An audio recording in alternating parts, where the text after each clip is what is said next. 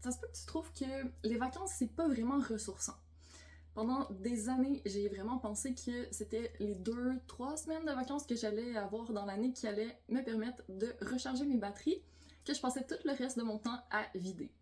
J'ai toujours été un peu partout. T'sais, plusieurs jobs en même temps, une salariée, une à mon compte, des loisirs actifs, je suis professeur de pilates, je suis kinésiologue, j'ai couru des marathons, je faisais toujours plein de choses. J'ai habité 6 ans en Suisse, j'étais toujours à la montagne, je fais du ski alpin.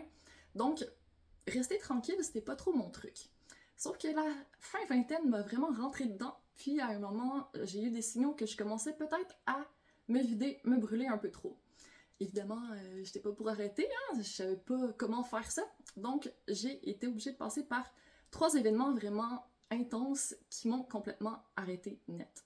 C'est ce que j'appelle maintenant mon burn-out physique. C'est une époque où, pendant 3 ans, j'ai eu 3 accidents back-à-back. Entre-temps, j'ai pas bien récupéré, je me suis jamais remise, et ça a fait en sorte que physiquement, j'étais complètement shut down.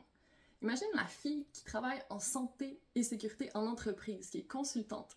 J'arrive sur le lieu chez un client pour donner une formation sur la santé en entreprise, en béquille, mon énergie complètement à plat, j'ai mal, je suis pas bien. Et là, mon collègue me regarde et me dit « Qu'est-ce que tu fais ici, sérieusement? T'es pas supposé être en train de faire ta réadaptation ou de prendre soin de toi, quelque chose? » À l'intérieur de moi, je savais qu'il avait raison, évidemment. Sauf que c'était tellement pas dans ma nature, puis j'avais tellement pas envie de faire le travail de guérison intérieure pour pouvoir guérir l'extérieur que ça a pris 3 accidents et beaucoup de douleur, mais maintenant je me dis que je peux accompagner les gens là-dedans, c'est ce que je fais de toute façon, de la réinsertion en entreprise, des réadaptations au travail. Sauf que mon objectif, c'est vraiment d'éviter ça à tout le monde maintenant. J'ai compris à la dure que se brûler, c'est pas viable à long terme et que c'est vraiment pas la meilleure façon de vivre sa vie si on veut se rendre jusqu'à la retraite.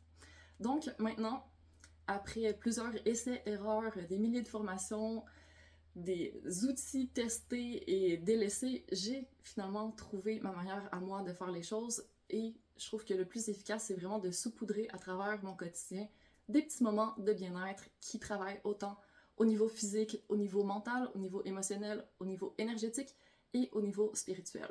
Et c'est comme ça qu'on arrive à vraiment nourrir notre santé globale et faire en sorte de se sentir bien, tellement bien qu'on a l'impression de pétiller de l'intérieur. Donc aujourd'hui, j'accompagne les mamans qui sont des superwomen, les entrepreneurs qui ont les mains partout, des entreprises qui ont la conscience que envoyer leurs employés en burn-out, c'est peut-être pas efficace, à faire en sorte d'intégrer des moyens vraiment concrets, efficaces, short and sweet, de faire en sorte de pétiller à long terme plutôt que se brûler pour arriver à la retraite et pouvoir en profiter et non pas être tout cassé ou autant physiquement que mentalement. Donc, si jamais ça t'interpelle, si tu sens que toi aussi tu te brûles peut-être un peu trop en ce moment, je te propose un point de départ vraiment simple. Viens dans mon camp d'été posé.